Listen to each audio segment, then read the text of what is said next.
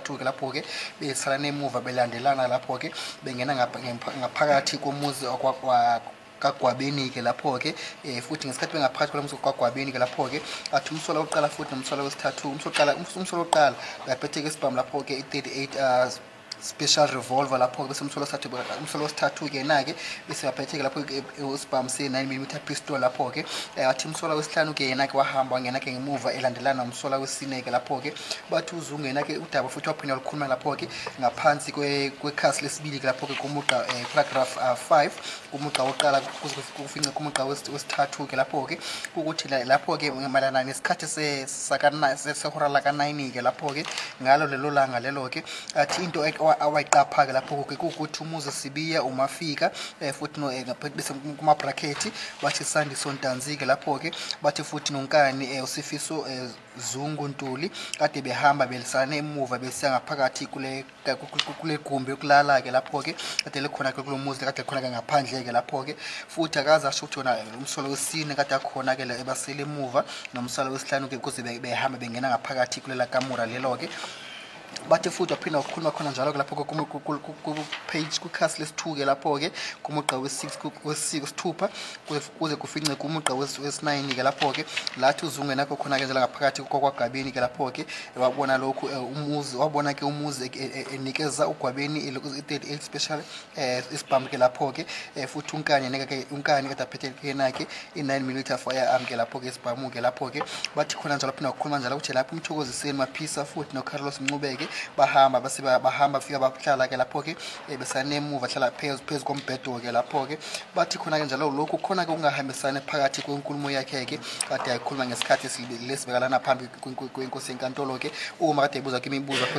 umshushisi ke futhi phecelezi nodaba lombuzo ke lapho ke noma nenkulumo yakhe kade ayibhalile ke ngaphansi kwe-statement sakhe ukuthi khona ke izinto kade zingahambisana phakathi kwalokho kade akusho futhi lokade akushilo ngaphakathi kwe-statement sakhe bese wabuya futhi wakhuluma khona njalo ke lapho ke wacaphula phakathi kwenkulumo kade ibuzwa ke lapho ke umnumzana uRamsipili ke lapho ke phecelezi nodaba la kwamnumzana ke lapho ke uzungu ke lapho lofakazi bakhe ke kade bungahambisani khona njalo ke la wathi khona kumnumzana bese wacaphula khona njalo ke bathi umnumzana uRamsipili uyasho khona manje ukuthi ke naye umsolo wesibili ke phake lapho uzothi ashintshe futhi asho ukuthi umsolo oqala futhi noma umsolo wesibili ke bathi uyasho khona ukuthi yena akakazi amboneke uzungu noma akakazi amuzungu ngaphambili futhi beqala kumbona ke enkantolo kwela ngendluleke lapho ke bathi uzungu khona ke nje lapho wathi yebo ke lokho uma ngabe kulokho uqhamuka kumsolo wesithathu ke nosine nosihlanu ke ngakuvuma ngihambisana nawe ke athi kepha ke umsola la kundawo esiqhamuka kuyona ke ekhaya noma la yena kwazalwa khona ke lapho ke bathi bambiza nje ukuthi uNtanzi ke loyo ke umuntu bese baqhubeka futhi inkulumo khona ke yasho khona njalo ke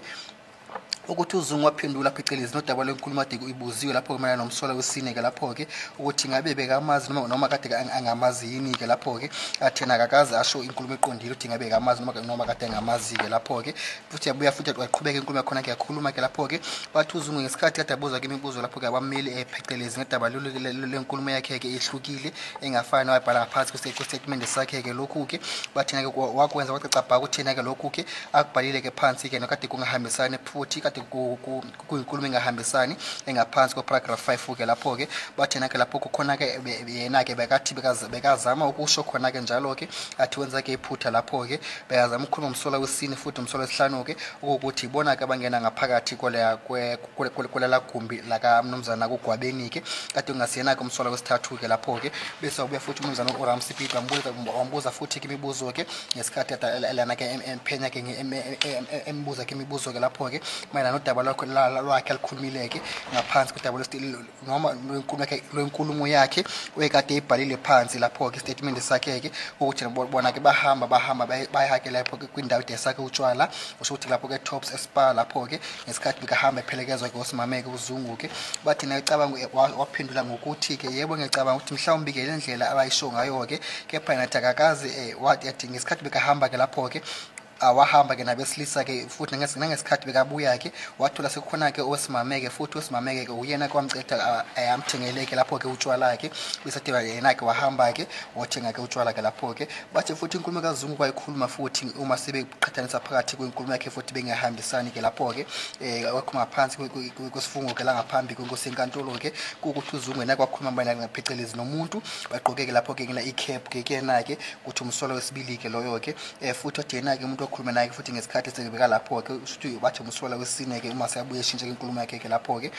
bathi futhi uZungu khona ke inkulumo ayikhuluma ke ngaphambi kwephoyisa ke khulu-ke lapho-ke bathi uMajor General Shabane-ke okukuthi wamtshela ukuthi yena-ke lapho-ke amtshele-ke bese yena-ke watshela-ke uGeneral Shabane ukuthi yena-ke akunalutho-ke ayaziyo futhi kade akekho-ke ehostele-ke lapho-ke futhi washo ukuthi nakho izathu lezo ukuthi kungani-ke wakhuluma lokhu-ke kepha kwabuya futhi washintsha-ke inkulumo yakhe lapho-ke uZungu-ke bathi khona kuZungu usho ukuthi ukhulumile ucace bha ukuthi nakho uZungu-ke lokhu-ke kwenzeka ekuthizeni kuyacekela abasolwa phansi-ke bonkana lapho-ke ngesikhathi wakhuluma inkulumo yakhe lebengahambisani-ke bathi futhi uZungu wathi letha ufakazi bakhe-ke ngelanga lange-13 zakaNovemba ngomnyaka 2019-ke lapho-ke ngesikhathi bathe nomhlangano lapho-ke nobaba uBrigadier Gininda-ke lapho-ke futhi bathi wabuzwa-ke nakho ukuthi mhlawumbe yini ayaziyo ngokushona noma ngokubulawa kaSenzo Meyiwa-ke lapho-ke bathi na waqhubeka khona njalo washo njalo-ke uZungu ukuthi yena-ke akunalutho olaziyo mayelana nokushona kwalo muntu mhlawumbe nenkulumo lezi-ke bese watshela ukuthi ubaba uBrigadier Gininda-ke lapho-ke ukuthi yena-ke akunalutho futhi ayaziyo futhi akunalutho-ke